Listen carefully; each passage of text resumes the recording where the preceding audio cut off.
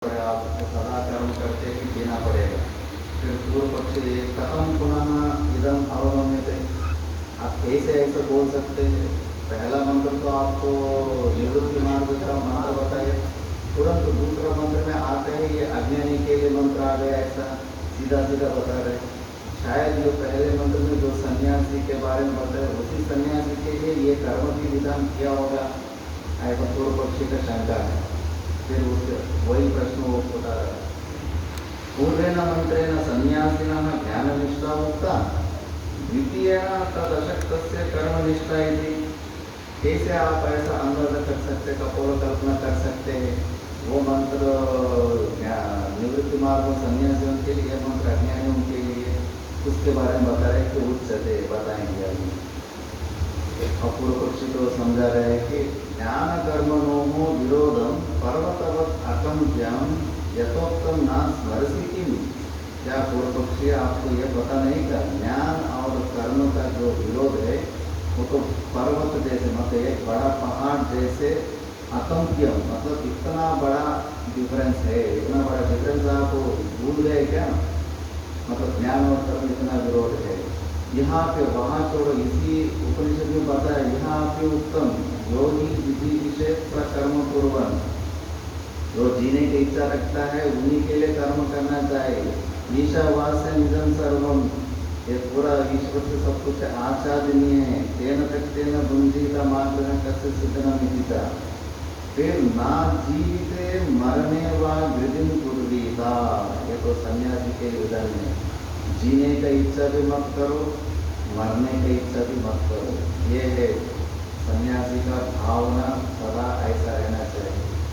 जीने की चेष्टा से ही हमको भविष्य के बारे में डर लगता है। जो जीना चाहता है वही भविष्य का चिंता करते रहते हैं। भूतार्थ का स्मरण करके विलाप करते रहते हैं और भव्यार्थ के बारे में चिंता करते रहते हैं। इसीलिए जो यथार्थ को जान लिया है, जीव ब्रह्म एक परोक्ष ज्ञान तो जान लिया है, वो ऐसा जीने की इच्छा हो अथवा मरण की इच्छा नहीं करता है। ना जीविते मरने वाला वृद्धि पूर्वीता, जीने की या मरने का दोनों इच्छा मत करिए। सन्यासी के लिए अरण्यम किया, मतलब अरण्य शब्द से संन्यास ले लो, मतलब संन्यास को प्राप्त करो, मतलब जंगल में चले जाओ, मतलब साधना करो। परोक्ष ज्ञान वालों को तो ऐसा उपदेश किया। याद पदम, ये शास्त्र का पदम मतलब ये शास्त्र का शासन है सन्यासी के लिए। फिर और भी सन्यासी के और बताया, ततः ना पुनः याति संन्यास शासना। फिर एक बार संन्यास लेने के बाद वापस मत लौटो। जिस दिन घर छोड़ के संन्यास लेने का इच्छा लेने से जिस दिन आपने निर्णय लिया, उसी दिन पितृलोक में हमारा पितृलोक पूरा वहाँ अत्यंत खुशी से नाचते रहते। शास्त्र प्रमाण है, कोई ना कोई हमारा, हम सब लोगों को उद्धार करने वाला कोई ना कोई घर से निकल के आ गया। यदि फिर वहाँ छोड़ के आके फिर यहाँ स्मशान वैराग्य की वजह से थोड़ी सा कुछ दिन के बाद यदि यहाँ से फिर वापस लौट के घर जाने का सोच रखेंगे, फिर वो पितृलोक बहुत दुखी हो जाता है। ये हमने सोचा कि ये तो कम से कम हम सब लोगों को उद्धार करने के लिए आ गए थे, ये भी फिर बहिर्मुख होके संसार की तरफ जा रहे हैं। फिर वो वहाँ से उनका आशीर्वाद और श्राप देने का सामर्थ्य होता है पितृदेव, वो फिर वो कुछ श्राप भी देते, देखो ये हमको फिर वो संसार की तरफ छोड़ रहे हैं। इसलिए यहाँ विधान भी कर दिया कि सन्यासी को पुनः दोबारा वो गृहस्थ आश्रम आदि में जाने का सोच भी नहीं रखना चाहिए। फिर उभयो हो बल वेदन च वक्षति, दोनों का बल वेद, कर्म का और ज्ञान का इतना नारसिंह नारायण उपनिषद का ही बता रहे। द्वौ एव पंथानौ अनुनिष्क्रांततरो भवतः क्रियापतश्च एव पुरस्तात् संन्यासश्च उत्तरेण निवृत्ति मार्गेण येषणात्रयस्य त्यागः। साक्षात नारायण उपनिषद बता रहा है कि दो मार्ग है, एक ज्ञान मार्ग और एक कर्म मार्ग है। तयोः संन्यास पद एव अतिरेचयति, उन दोनों में संन्यास मार्ग ही बहुत श्रेष्ठ है, उससे अधिक श्रेष्ठ कुछ है ही नहीं। उसका भी प्रमाण दे रहे कि न्यास एवं अत्यरेचये, ये हमारा कापोड़ का बना नहीं, श्रुति बता रहा है संन्यास ही बहुत श्रेष्ठ है। इसी का तैत्तिरीय के तैत्तिरीय में भी ये बात आया है। फिर वो छोड़ दो, व्यास भगवान अपने पुत्र के लिए, अपने पुत्र के लिए तो कोई झूठ तो नहीं बोल सकता है।